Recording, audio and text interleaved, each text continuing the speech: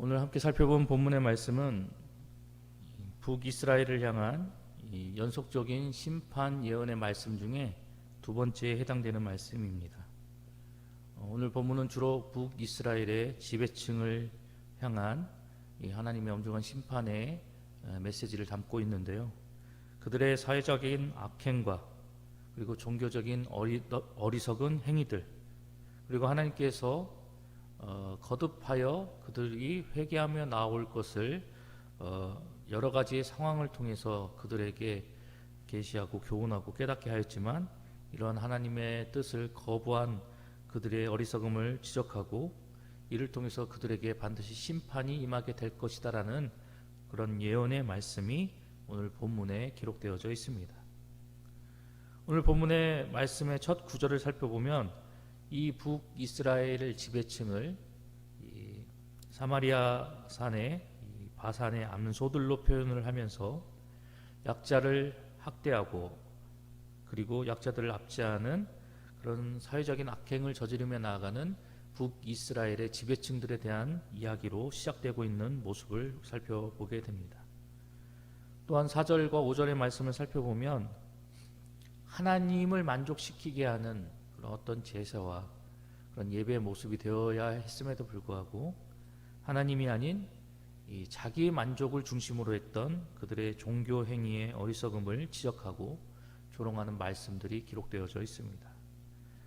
그리고 그 이후에 6절로부터 11절까지의 말씀을 살펴보면 하나님께서 그들의 어리석은 모습들, 죄악된 모습들을 지적하면서 그들이 하나님 앞에 다시금 회개하고 돌이켜 나올 것을 계속해서 말씀하시고 그러한 기회를 그들에게 주셨음에도 불구하고 끈질기게 그 회개의 기회를 거부하며 나오는 북이스라엘의 어리석은 모습을 지적하고 있습니다. 이로 인해서 결국 그들에게는 하나님의 엄중한 심판이 임하게 되었고 그 심판이 확정되었다라는 그런 말씀을 이야기하면서 이제 그 하나님의 심판을 각오하라는 것을 경고하는 말씀이 12절부터 마지막 13절까지에 기록되어져 있습니다.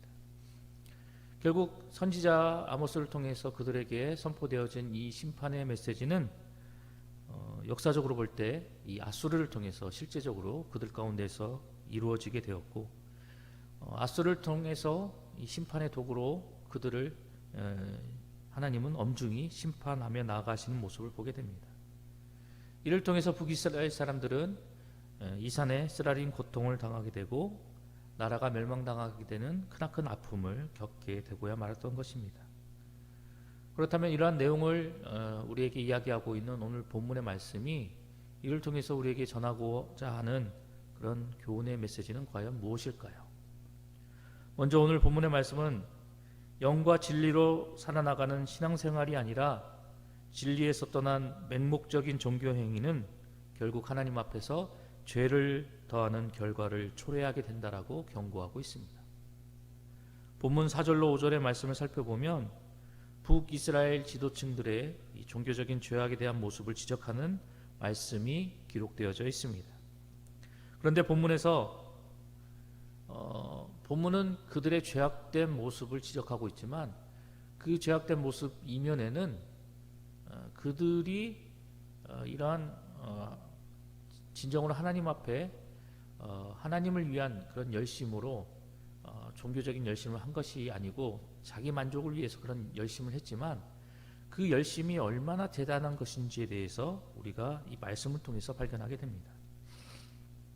특히 5절 후반부의 말씀 보면 이것이 너희가 기뻐하는 바니라 라고 이제 이야기를 하고 있는데, 비록 자기 만족을 위해서 그들이 종교적인 그런 행위를 열심히 했지만 그들이 이 종교적인 어떤 여러 가지 행위들, 모습들을 하며 나가는 데 있어서 얼마나 기쁨으로 전하며 열심으로 행하며 나아갔는지 그 모습을 우리가 발견하게 됩니다. 오늘 우리가 살펴본 말씀을 통해서 그 말씀을 근거해 봤을 때 북이스라엘 백성들은 이 베델과 그리고 길갈에 가서 아침마다 희생 제사를 드렸고, 그리고 이러한 모습을 통해서 그들이 얼마나 열심으로 종교적인 그런 행위와 모습을 보였는지를 우리가 발견하게 됩니다. 근데 오늘 본문에서 이야기하고 있는 이 아침마다, 아침마다는 그 의미를 살펴봤을 때 끊이지 않고 계속적으로 행하는 그런 행위의 모습을 의미하고 있습니다. 즉 그들은 어떤 쉼 없이, 어떤 간격 없이 계속해서 끊임없이 쉬지 않고 희생 제사를 드리며 나아갔던 그런 모습을 우리가 발견하게 되는 것입니다. 또한 본문의 말씀을 근거해서 살펴봤을 때 그들은 3일마다 11조를 드렸다라는 것을 우리가 발견하게 됩니다. 그런데 오늘 본문에서 말하고 있는 이 11조, 이 11조는 율법에서 명시하고 있는 그런 11조인데 구제를 위해서 드리도록 규정하고 있는 11조가 오늘 본문에서 이야기하고 있는 그 11조입니다. 그런데 이 11조는 짧은 간격에 매일매일 그렇게 드리는 그런 11조가 아니라 3년에 한 번씩 드리는, 구제를 목적하여서 3년에 한 번씩 드리는 11조가 오늘 본문에서 말하고 있는 그 11조입니다. 그런데 이것을 3일에 한 번씩 하나님 앞에, 명목상은 하나님이지만 자기들의 어떤 사회적인 위치나 만족을 위해서 이 3년에 한 번씩 드리는 11조를 3일에 한 번씩 드렸다라는 것을 발견하게 됩니다. 이 외에도 낙헌제, 수은제 이러한 것을 통해서 그들은 열심으로 이런 종교적인 행위와 모습을 보이며 나아갔던 그런 모습을 살펴보게 됩니다. 그런데 중요한 것은 이러한 종교적인 그런 이들의 행위와 이런 모습과 이런 열심은 하나님께서 인정하시고 그리고 하나님의 언약에 대해서 정통성을 가지고 있다라고 자부하고 있는 남유다 백성들보다 더 열심인 그런 모습이었다라는 사실입니다. 남유다 백성들보다도 이 제사를 드리며 나가는 데 있어서, 그리고 종교적인 어떤 행위와 그런 모습을 보이며 나가는 데 있어서 이 북이스라엘 사람들이 더욱더 지극정성으로 열심으로 이러한 모습들을 행하며 나아갔다라는 것입니다. 그런데 중요한 것은 선지자가 이러한 그들의 종교적인 행위와 열심에 대한 모습을 이야기한 후에 그들의 이러한 모습을 칭찬하며 나아가는 것이 아니라 오히려 그들의 이러한 모습들이 하나님 앞에서 죄악된 모습이다라고 그들의 모습을 범죄 행위로 규정하는 모습을 본문을 통해서 발견하게 됩니다. 그렇다면 왜 선지자는 이 북이스라엘 사람들이 이렇게 열심으로 끊이지 않고 아침마다 하나님 앞에 희생제사를 드리며 3년에 한 번씩 드리는 11조를 3일마다 한 번씩 드리고 그리고 수은제와 낙헌제로 계속해서 이렇게 제사를 드렸음에도 그들의 이러한 모습이 하나님 앞에서 죄악된 모습이다라고 규정하여 그들에게 일가를 바랬던 그런 모습은 과연 어떤 이유에서 그렇게 이야기했던 것일까요? 이유는 딱 하나밖에 없습니다. 그들이 그렇게 열심을 했음에도 불구하고 그들의 모든 행위가 범죄로 규정받았던 것은 바로 그 모든 것들이 하나님과는 아무런 관련이 없는 것이었기 때문이었습니다. 즉 하나님과는 무관한 열심이었고 하나님과는 무관한 제사였고 하나님과는 아무런 관련 없는 그런 제사와 11조였기 때문에 선지자는 그들의 모든 행위가 하나님 앞에서 죄악된 것이다 라고 못 박아 이야기했던 것입니다. 오늘 본문의 말씀 속에서 우리가 좀 더 주의 깊게 살펴보아야 할 부분이 있습니다. 그것은 바로 그들이 이러한 종교적인 행위와 모습을, 이러한 열심을 보였던 장소가 어디였는가라는 것입니다. 앞서 말씀드렸던 것처럼 그들이 이러한 열심을 행했던 두 군데의 장소가 나옵니다. 바로 베델과 길갈이었습니다. 베델은 과거 야곱이 에서의 위협을 피해서 바단 아람으로 가던 도중에 이곳에서 하나님을 만나고 하나님 앞에서 헌신의 사약을 약속한 곳이 바로 이 베델입니다. 또한 길갈은 과거 이스라엘 백성들이 이 가나안 땅에 입성한 후에 최초로 진을 치고 그리고 하나님의 명령으로 할례를 행했던 곳이 바로 이 길갈이었습니다. 이 두 장소는 이스라엘 백성들에게 있어서 굉장히 뜻깊고 그리고 유서 깊은 장소다라고 말씀드릴 수 있습니다. 그런데 여기서 우리가 기억해야 할 것은 하나님께서는 자신을 위해서 제사를 드리고 희생 제물을 바치며 나아올 곳을 베델과 길갈로 말씀하시지 않으셨다라는 사실입니다. 하나님은 당신을 위해서 제사를 드리러 나오는 장소를 분명히 못 박아 명시하여 그들에게 말씀하셨습니다. 바로 예루살렘 성전을 통해서 하나님께 제사를 드리고 희생 제물을 드리며 마음과 정성을 다해 하나님 앞에 제사 드리며 나올 것을 그들에게 명하셨습니다. 하지만 그럼에도 불구하고 그들은 하나님께서 명시하신 장소가 아닌 자신들이 임의로 정한 자신들의 마음에 든 그 베델과 길갈이라는 곳에서 하나님의 뜻과는 무관하게 하나님의 말씀을 어기고 하나님의 지시에 어긋나는 그런 모습들, 자신들의 마음대로 이 베델과 길갈에서 제사를 드리고 희생제물을 드리고 11조를 드리며 스스로 만족하며 나아갔다라는 것입니다. 그러기에 하나님은 선지자를 통해서 그들의 이러한 모습들이 죄악된 것이다라고 그들에게 선포하고 있는 것입니다. 베델과 길갈이 아무리 그들에게 있어서 신앙적으로 믿음적으로 유서 깊은 장소로 한다 할지라도 하나님께서 하신 그 말씀을 어겨가면서 행하는 종교적인 열심은 하나님의 말씀을 어기고 대적하는 죄악일 뿐이다라고 하나님은 선지자를 통해서 분명히 못 박아 이야기하고 계시는 것입니다. 하나님의 말씀을 어겨가면서 행하는 모든 헌신과 수고와 노력은 결국 하나님 앞에 인정받을 수도 없고 더 나아가 이러한 모습들은 하나님 앞에 죄악을 더하는 일이었기 때문에 이 모든 것들은 하나님을 경록해 하는 그런 어리석은 행동과 모습이다라고 선지자는 그들에게 경고하고 있는 것입니다. 그렇다면 이를 통해서 우리가 깨달아야 할 바가 무엇입니까? 그것은 바로 우리의 종교적인 열심과 헌신과 수고가 아무리 대단하고 그리고 그것이 아무리 크다 하더라도 그 대단한 수고와 헌신과 노력이 하나님의 말씀과 하나님의 뜻과 하나님의 진리에서 벗어난 것이라면 결국 그것은 하나님과는 아무런 관련이 없는 것이다라는 것입니다. 하나님과는 무관한 것이고 더 나아가 그것은 하나님 앞에서 죄악된 것이다라고 선지자는 우리에게 교훈하고 있습니다. 하나님의 말씀과 뜻에서 멀어지고 하나님의 진리에서 떠난 헌신과 수고는 결국 하나님 앞에서 죄를 더하게 되는 것이고 결국 하나님의 엄중한 심판을 초래하게 만든다라는 사실입니다. 대단한 열심과 대단한 수고 그리고 놀라운 헌신이 나를 통해서 나타난다 할지라도 그것이 하나님과 아무런 관련이 없고 하나님의 말씀과 진리에서 떠난 것이라면 그것은 하나님께서 가증히 여기시는 우상 숭배와 다를 바가 없음을 본문은 우리에게 분명하게 경고하고 있는 것입니다.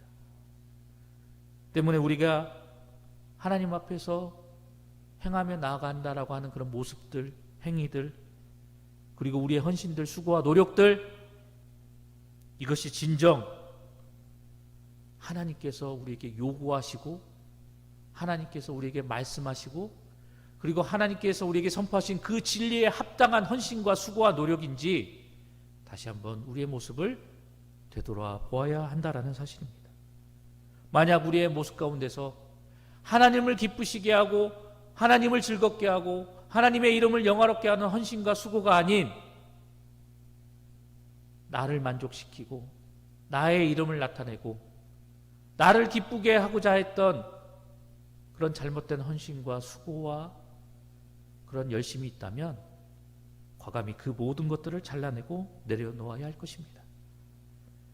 예수님께서는 우리에게 예배를 통해 예배의 모습을 통해서 교훈하셨지만 하나님은 영이시기 때문에 예배하는 자가 영과 진리로 예배를 드릴 것이다라고 교훈하셨습니다.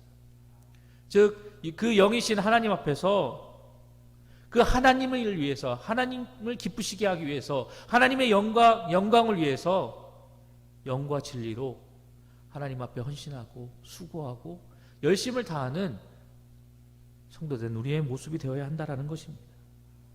그래야 할 때 이러한 우리의 헌신과 수고가 하나님의 마음을 흡족하게 해드리고 우리의 노력과 열심이 더욱더 하나님의 기쁨과 자랑이 될 것이며 이를 통해서 하나님은 우리에게 더 큰 은혜와 복으로 함께하여 주실 것입니다. 오늘도 선지자를 통해서 말씀하신 이 교훈을 기억하면서 잘못된 열심과 헌신과 수고의 싹을 과감히 잘라내버리고 더욱더 하나님께서 요구하시는 헌신과 수고와 열심의 모습으로 하나님의 영광을 나타내는 여러분 모두가 되시기를 간절히 소망합니다. 계속해서 오늘 본문의 말씀을 통해서 선지자가 우리에게 주고 있는 두 번째 교훈의 말씀은 하나님 앞에서 굳은 마음의 심령을 갖지 않도록 날마다 각자의 심령과 마음을 살피며 나아가는 성도가 되어야 함을 우리에게 교훈하고 있습니다. 오늘 본문 6절 하반절 말씀을 살펴보면 양식이 떨어져 굶주리게 한 재앙이 그들 가운데 임하였음에도 불구하고 너희가 내게로 돌아오지 아니하였느니라 라고 말씀하시는 그런 탄식하시는 하나님의 말씀이 기록되어져 있습니다.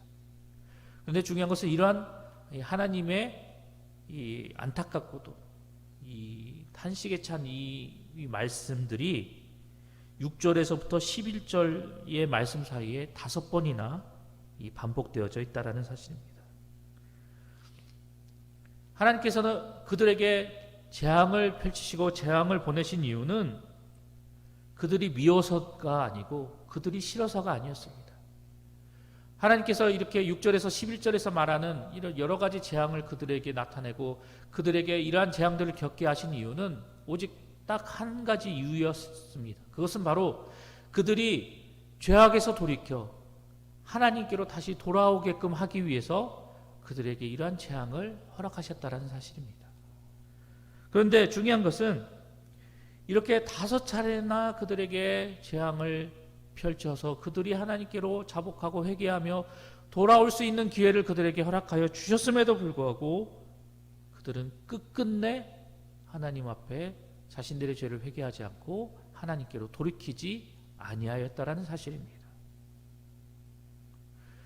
상식적으로 생각해 봤을 때 5차례나 이런 재앙이 나에게 임하였다고 한다면 그 가운데서 엄청난 고통을 아픔을 겪게 되었을 것이다라고 생각해 볼 수 있습니다.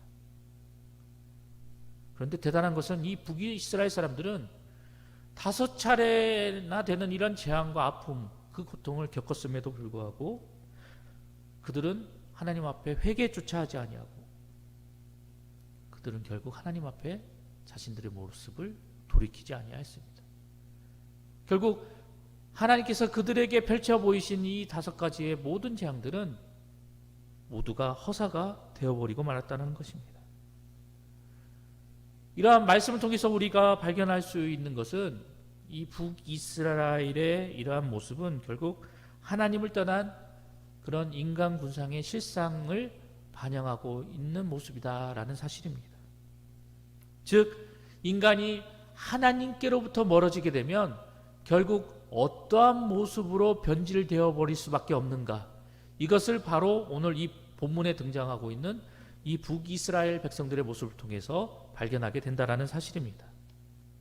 인간이 하나님께로부터 멀어지게 되면 결국 우리 인간 속에 내재되어 있는 이 죄성으로 인해서 결국 완악해질 수밖에 없고, 우리 인간이 하나님께로부터 멀어져서 완악해져 버리게 되면 결국 하나님의 경고와 징계가 주어짐에도 불구하고 마음이 무감각해져서 결국 그 하나님의 경고 앞에서도 회개하지 못하고 하나님께 돌이키지 못하는 그런 모습으로 변질되어져 버린다는 사실입니다. 그렇다면 오늘 이 북이스라엘 백성들이 왜 하나님 앞에서 이러한 모습으로 변질되어지고 그들이 이러한 모습으로 타락해 버릴 수밖에 없었던 것일까요? 다른 말로 말씀드린다면 왜 이들은 하나님 앞에서 이렇게 완악한 심령으로 변질되어 버릴 수밖에 없었던 것일까요? 많은 이유가 있을 것입니다. 하지만 그들의 마음이 완악해지고 패역해진 까닭은 이 거듭되어진 그들의 죄에 대한 그 습성으로 인해서 그들의 마음이 굳어지고, 이로 인해서 더 이상 하나님의 말씀도 경고의 메시지도 계시도, 그리고 그들을 돌이키기 위해 그들에게 내렸던 징계도 받아들이고 수용할 수 없는 그런 모습이 바로 그들의 완악해진 이유 중에 하나다라고 말씀드릴 수 있을 것입니다. 북이스라엘이 처음부터 이러한 모습으로 하나님 앞에 나아가지는 않았을 것입니다. 나름대로 하나님을 경외하고 그리고 하나님께서 주신 그 율법의 근거에서 하나님의 백성답게 그들 역시 신앙생활을 해나갔을 것입니다. 하지만 처음 그들이 하나님 앞에 순수하게 보였던 그 신앙과 믿음이 점차 중심이 없는 종교적인 열심과 행위의 모습으로 변질되어졌고, 여기에 그들이 종교적으로, 윤리적으로, 도덕적으로 범죄하고 죄악된 모습을 일삼게 됨으로 인해서 하나님을 향한 순수한 그런 신앙과 믿음이 이제는 죄에 임박힌 더럽혀진 종교적 행위로 변질되어 버리고 말았던 것입니다. 결국 이렇게 그들의 변질되어 버린 그런 마음들은, 그런 삶들은 이제 회개하고 돌이키기 위한 하나님의 강한 채찍이 그들에게 내려짐에도 불구하고 하나님의 그 엄중한 심판까지도 이겨내고 버텨내버리는 그런 굳은 심령으로 그들을 변질시키고야 말았던 것입니다. 그런데 이런 안타까운 모습, 이런 어리석은 모습은 길고 긴 기독교 역사 속에서도 쉽게 발견할 수 있습니다. 그 대표적인 예가 바로 중세시대에 교회가 범했던 수많은 죄악된 모습들이었습니다. 교회가 하나님보다 위에 군림하면서 온갖 폐역과 악행을 저질렀던 모습을 우리는 중세시대 역사를 통해서 발견하게 됩니다. 바른 신앙과 믿음의 모습으로 그 잘못된 모습을 비판하고 회개를 촉구하는 수많은 성도들의 소리를 묵살하고 오히려 그들에게 누명을 씌워서 박해하고 죽이기까지 했던 그런 죄악이 난무했던 시대가 바로 중세시대의 그런 모습이었습니다. 마틴 루터를 통해서 종교개혁이 일어나기 전까지 하나님께서 주신 다양한 징계와 채찍 그리고 그들을 향한 음성이 주어졌음에도 불구하고 중세시대의 교회와 수많은 사람들은 이러한 모든 것들을 철저히 외면하고 오히려 하나님 앞에서 더 악하고 패역한 모습으로 타락한 삶을 살아왔던 모습을 우리는 역사를 통해서 발견하게 됩니다. 그런데 우리가 기억해야 할 것은 이러한 모습이 비단 남의 일만이 아니다라는 사실입니다. 하나님 앞에서 마음이 굳어지고 심령이 패악해져서 어떠한 징계와 하나님의 계시가 주어졌음에도 불구하고 하나님 앞에 돌이키지 못하고 회개하지 못하고 하나님 앞에 다시금 하나님께서 원하시는 그런 순수한 신앙과 믿음으로 나아가지 못하는 이런 안타까운 모습은 이러한 모습이 우리의 모습이 될 수도 있다는 것입니다. 때문에 우리는 항상 내 마음과 내 심령이 그리고 내 신앙과 내 믿음이 하나님 앞에서 어떠한 모습과 어떠한 상태로 처해 있는지를 늘 살피고 점검하여서 나의 신앙 속에서 나의 삶 속에서 하나님의 뜻에 어긋나 있는 부분이 무엇인지를 살피고 점검하여 그런 모습이 나타날 때마다 속히 하나님께서 원하시는 모습으로 돌이키고 회개하고 자복하며 나아가는 우리의 심령이 되어야 한다는 사실입니다.